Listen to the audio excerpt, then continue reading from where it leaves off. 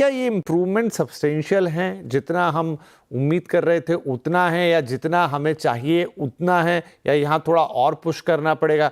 Government एक दूसरे side से, मतलब आपने टैक्स गिफ्ट दे दिया, आपने थोड़ा सा अभी, जैसे अदिति भी कह रही थी कि हम देखेंगे कि ईएमआईज कम होना शुरू होंगे, तो थोड़ा सा वहाँ पर एक सेंटिमेंटल चेंज आएगा, बट जो ऑन द ग्राउंड ये नंबर्स हैं ये अभी भी वीक हैं।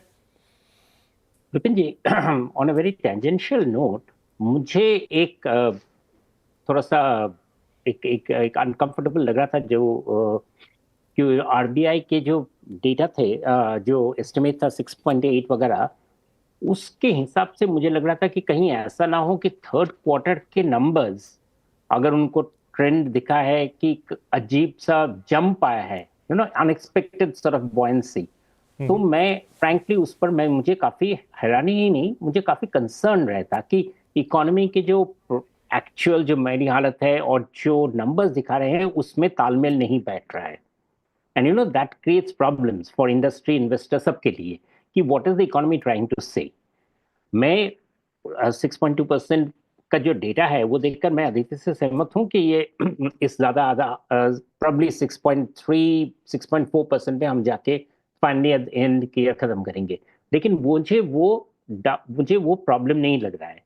प्रॉब्लम इनफैक्ट नहीं लग रहा है इसलिए क्योंकि ये सारे डेटा काफी कंसिस्टेंट डेटा आ रहे हैं कि इकोनॉमी डाउन टर्न पे था, उस डाउन टर्न से it is probably turning up, and it's possibly turning up in a sustain way कि जहां जहां पे हम टर्निंग अप की जो डेटा देखेंगे, जैसे टैक्स डेटा, जैसे कंजम्पशन डेटा, जिन पे there was a turn around पहले क्वार्टर में दिख रहा था, वो कंसिस्टेंटली उसी तरह से मूव अप कर रहे हैं।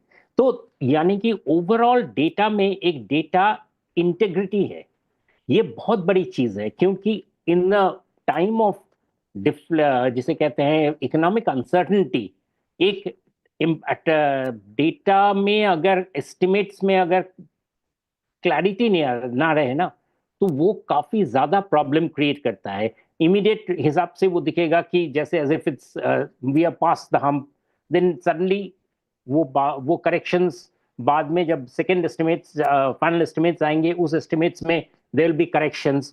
कुल मिलाकर वो इंडस्ट्री के लिए, किसी भी सेक्टर के लिए वो कंफर्टेबल नहीं रहता है।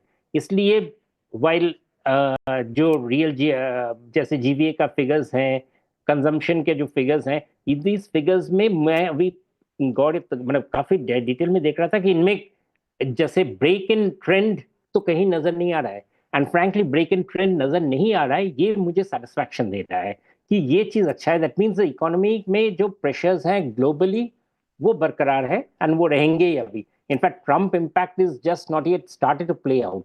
उसके क्या इम्पैक्ट होंगे हमें अभी आगे चलकर that will be factored in. तो वो तो एक बहुत बड़ा शॉक है, लाइक एन ऑयल शॉक जो पहले होता था, it's like the Trump shock. In fact वही आएंगे। जी, वही एक सवाल मैं सुनील जी से पूछना चाह रहा था कि ये जो ट्रम्प फैक्टर है, the way he is behaving, या रोज वो टैरिफ की चीज़ें लगाना नहीं लगाना अलग बात, लेकिन जिस तरह का इम्पैक्ट या जिस तरीके का एक साइकोलॉजिकल इम्पैक्ट वो पूरा मार्केट और अदर सिचुएशन में पैदा कर रहे हैं, क्या वो चीज़ें नंबर्स में भी रिफ्लेक्ट होंगी आगे जाके? देखिए, ट्रम्प मार्केट में अनसर्टेनिटी क्रिएट कर रहा है, इकोनॉमी में नहीं। क्यों मैं बता रहा हूं कि ट्रम्प की जो भी चीज आप कह रहे हैं ना in terms of tariff, India का शेयर ऑफ वर्ल्ड एक्सपोर्ट्स 1.9% है। खास करके वो मैन्युफैक्चरिंग में 1% है और सर्विसेज में थोड़ा ज्यादा है। तो हमारे ऊपर इतना असर नहीं पड़ेगा इकोनॉमी में जितना बाकी देश, जैसे चाइना का 13% शेयर है वर्ल्ड के एक्सपोर्ट्स पे।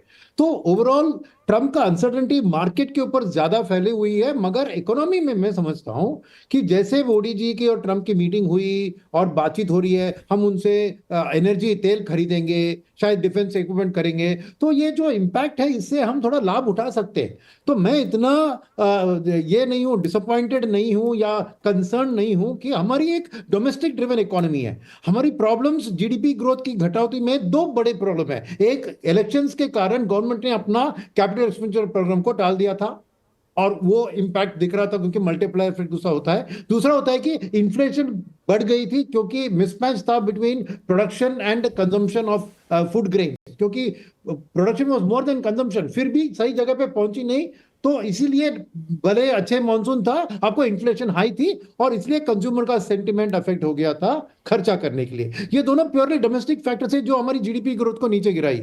अब समझिए कि इस क्वार्टर में अगर पूरे बजट में जो भी उन्होंने नंबर्स लगाए थे 11 लाख करोड़ का, उतना तो नहीं होगा, पर 10 लाख करोड़ तो एस्टिमेट किया, वो खर्चा जनवरी फरवरी मार्च में होगा, तो गवर्नमेंट चर्चा होगी। और अगले साल में भी उन्होंने सेम फ्लैट ग्रोथ प्रोजेक्ट किया है, तो वो कैपेक्स का एक्सपेंडिचर अगर गवर्नमेंट फ्रंट एंड करती है और अप्रैल से ही अपना नए साल की कैपेक्स की प्रोग्राम शुरू करती है, और यहाँ पे इन्फ्लेशन अगर घटती है क्योंकि अच्छी रबी क्रॉप भी है, तो ऑटोमेटिकली डोमेस्टिक कंजम्पशन भी थोड़ा पिकअप होगा। और ये समर के वक्त में अब कंज्यूमर ड्यूरेबल्स, एयर कंडीशनर्स, उसी चीजों की भी बढ़त आएगी। तो मेरा Right. ट्रम्प का इम्पैक्ट हमारे इकोनॉमी पर इतना नहीं जितना मार्केट के ऊपर है, और डेफिनेटली वो मार्केट का अनसर्टेनिटी कंटिन्यू रहेगा। तो इसलिए इकोनॉमी इंप्रूविंग ट्रेंड में है और मार्केट गिरने का ट्रेंड में है, ये दोनों अलग दिशा में जा रहे हैं। जी, ठीक है।